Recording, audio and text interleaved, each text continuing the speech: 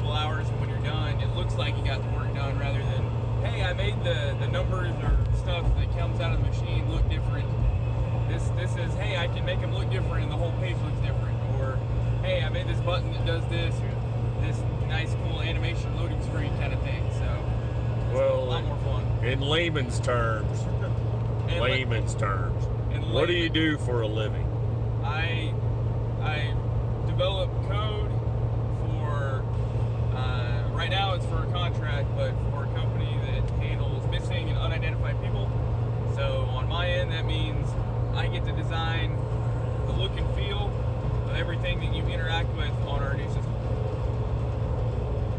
So, just a random missing persons database, or? Oh no, this is for the Department of Justice. Department of Justice. Yes. So, and also the National, what's NIJ, National Institute of Justice, something like that. Something like that. Yeah, I'm trying to remember the acronym. There's so many acronyms because it's government based. But what are you talking about? Acronyms? Man, they got acronyms for everything. I didn't know there was so many acronyms just related to money. I can imagine that. So, what do you do for the Department of Justice, NIJ, whatever? So my job title is I'm a senior software engineer, and then as part of my project role, my team is also to help coordinate with our customer, interact with our product development team, and give some presentations here and there. So, product development team. So I'm going to ask this question again. Yep. So what's the product? So our product is the service in which professional users, be it agencies or police offices around the country, states, their entities, they use our system to help track active or closed, cold cases kind of thing, or missing persons, along with unknown or unidentified remains of individuals, and that includes all or part of a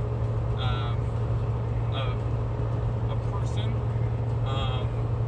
In fact, they have some terms I need to go refresh my memory on, but when they find a body part or a clothing item, they have certain terms that may seem unsettling with the way they use it, but it's essentially a puzzle piece, and there's no limit to the number of pieces you can find. So it's so this is active for all of the U.S. and eventually North America. Okay, so is it just missing persons from cold cases, or? No, it is literally anything. So if you get an Amber Alert about something, about some kid missing somewhere, somebody's in our system already using stuff for it. It's got a public component to the page, but most of our users on this side are professional. The new project I'm working on is going to be more public facing.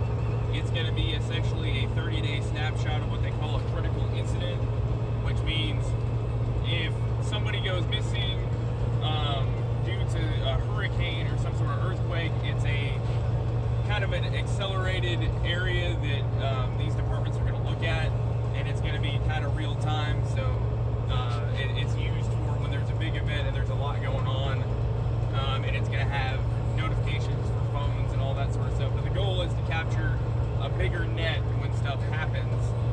They could be related to one another, and this could cross multiple state lines. It could be anything from weather to active attacks or something like that. Like anything could fall under this. And there's a lot of cool tech on the back end that we get to play with because of that, to make it high performant and highly available for people. So a natural disaster, a man-made disaster, anything that could involve people being injured, or yes, floods, hurricanes, tornadoes, bombings, the yes, whole 9 yards. Okay. Oh, yeah. And